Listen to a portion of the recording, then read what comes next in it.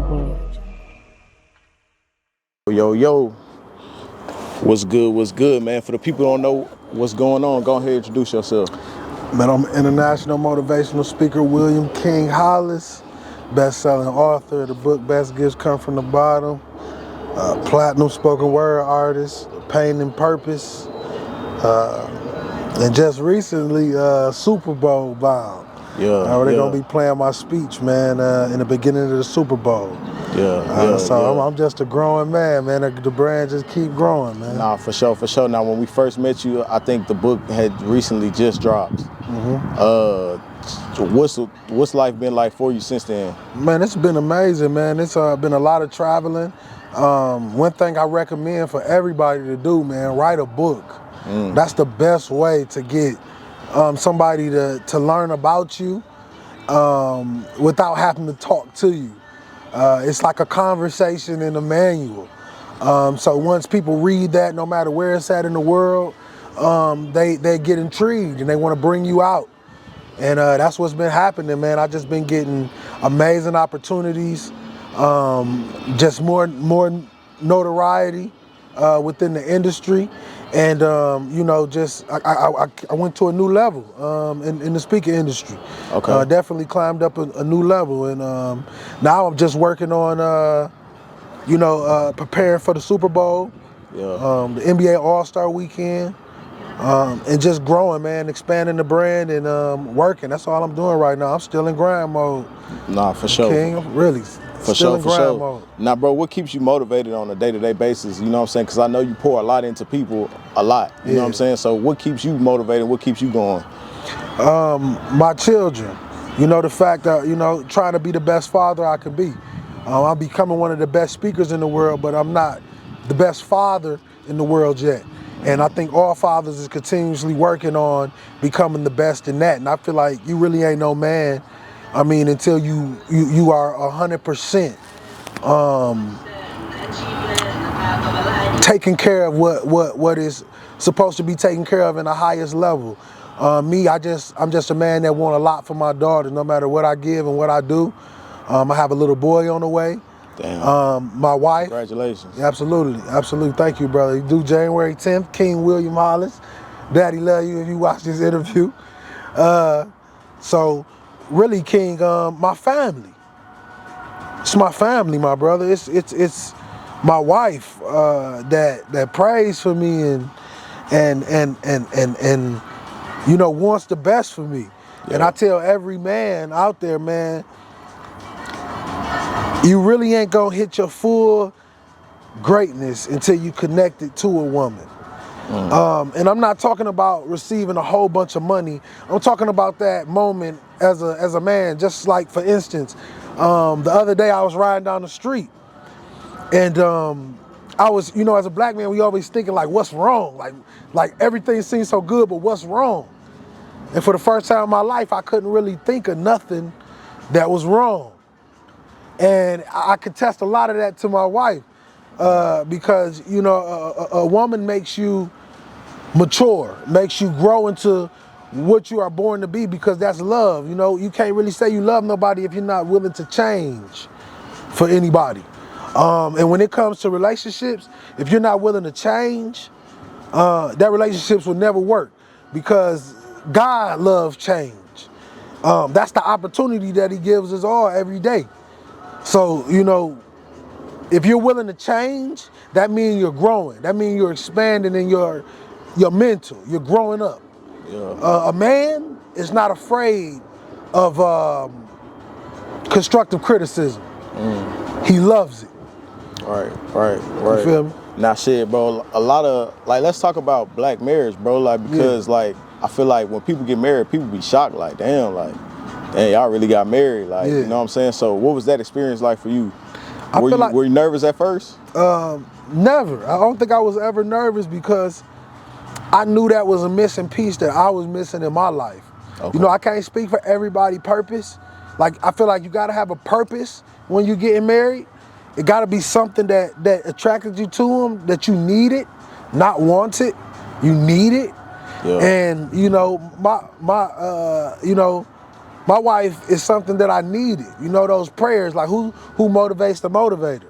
Right. You know, who speaks life into the man? You know what I mean? Right. It's the woman. For sure. And you know, I feel like a lot of black marriages fail because they don't spend enough time getting to know the person.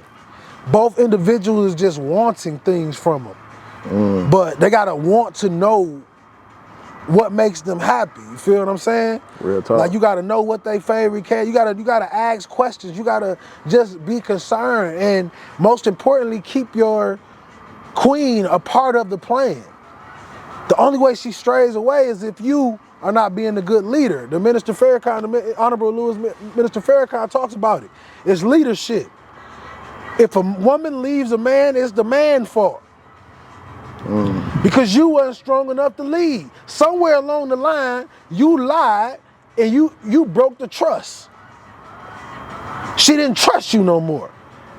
Yeah. So what you're angry over, you're mad because she keeps giving you attitude, and you think it's over multiple things. It's over what you did the first time, the example you showed.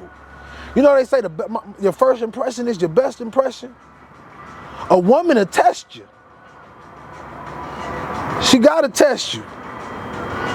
That's the only way she gonna know if you can provide and take care of her. Nah, you ain't lying. That's a fact. So it's natural to it's actually natural for a man to lead a woman. It's our job to lead the woman, man. Yeah. Nah. We just don't know how to compartmentalize life and family. Okay, like a good question is, do you feel like men these days are leaders? Followers. Not a lot of alphas. The gun has made them alphas, but they're not alphas in the heart. Explain that. They're chickens with the mask of a big dog. And when you think that like came about in the culture for real? When they made it okay to shoot brothers when they made shooting more important than fighting. See, me, I'm not against a man fighting. Yeah. I'm not against a man fighting. Because since beginning of time, if a man has a problem with another man, those two men, they duke it out. You think you more man than me? Cool. Show me. But it turns so many men into cowards when they drop the guns on the street. Like, I promise you, like if we took all the guns off the street right now, okay, it would be the sweetest place in the world. You think so? I'm telling you. I think just more people probably get beat up though. No. They can't even fight. Shit, I don't know, bro. I'm trying to tell you, my granddad taught me this when I was a young man. He said, Will, the average man does not want to stand in front of a man without knowing what this man is going to do with him or to him. So when I'm standing there, it's not a lot of men that want to take a punch in the face, T. And it's a lot of them that's just not even going to get in, not even going, you seen them. Don't act like you ain't never seen somebody that just say, I'm not fighting. So how do you know the ones with the guns will really fight if they still got the guns? Nah, that's a fact. That's a fact. That's a fact. Give me your guns. Yeah. So you all for the guns, the guns down, gloves up? Absolutely. Yeah. 100%. Man, but I don't even want them fighting. But if it get to that point, you should throw dukes instead of shooting each other. Yeah. That's a waste of time, man. The amount of black kings being killed right now, man, and we just sitting back, chilling, dog. Like we are being, exterminated. Nah, facts. I ain't gonna lie, I interviewed a guy, man. Shout out A1, man. He was like, bro, these young dudes killing each other without even having kids. Like, they ain't even leaving a legacy behind. You know what I'm saying? This generations of, you know what I'm saying, kids being wiped out for real. Because this was the generation of the kids raising kids. There was kids that had them. Yeah. So while this ain't like our mama generation where our mama gonna put it together, go to school, go to junior college, go get her little, she's gonna handle her business and take care of her babies, no matter what. These girls just said, oh, I ain't gonna do this.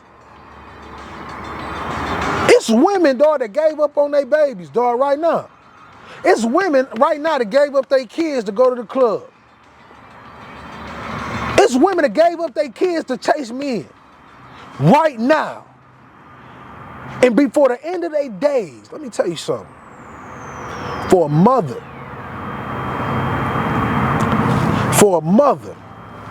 to walk away from the nest is one of the greatest mistakes you can ever make. And what make you say that?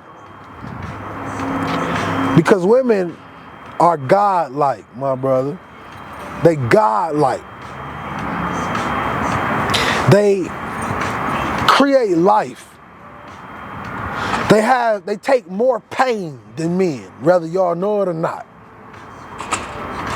The women are the only creatures that a man can cheat on them, and they can lay in that bed that night knowing that man cheated on them. A man cannot. Not to save his life, dog. Nah, you not lying. Not to save his life. So what I say is, I tell the queens all the time, I'm not worthy, baby. I promise I'm not greater than you, queen. I promise. I promise I can't create life. I promise you I can't introduce love to nobody on the level that you can introduce love on. Our women are out of frequency. Beautiful women that never had a daddy. That never had a daddy, have never had nobody call them princess, never had nobody tell them that they can be something. Damn. And they grew up searching for it in the wrong men. And each man you touch, woman, you take a little more of your soul away each time. It takes something out of you. Because not everybody is supposed to enter you. God made one particular man for you. And you're ruining the temple that he created for your husband. And you wonder when you lay down at night why you feel so worthless.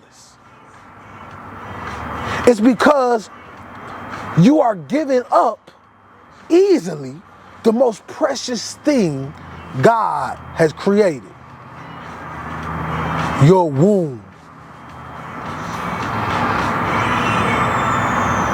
You gotta protect the womb like they protect hieroglyphics in Egypt. You gotta protect the woman. You feel like men not protecting women no more? Not at all. We beating them. Damn. Killing them. Every day I see on the computer, I turn on my computer, it's another man that lost his mind killing a woman. But you know why? Goes back to what I told you. Men cannot take the pain of what the women are giving right now. The women have turned into the men. And now the men are becoming sensitive, governmental, fools.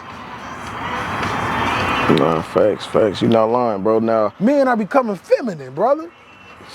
All over the place. People, they ain't even caring. Now you mentioned, bro, like people crashing out, man.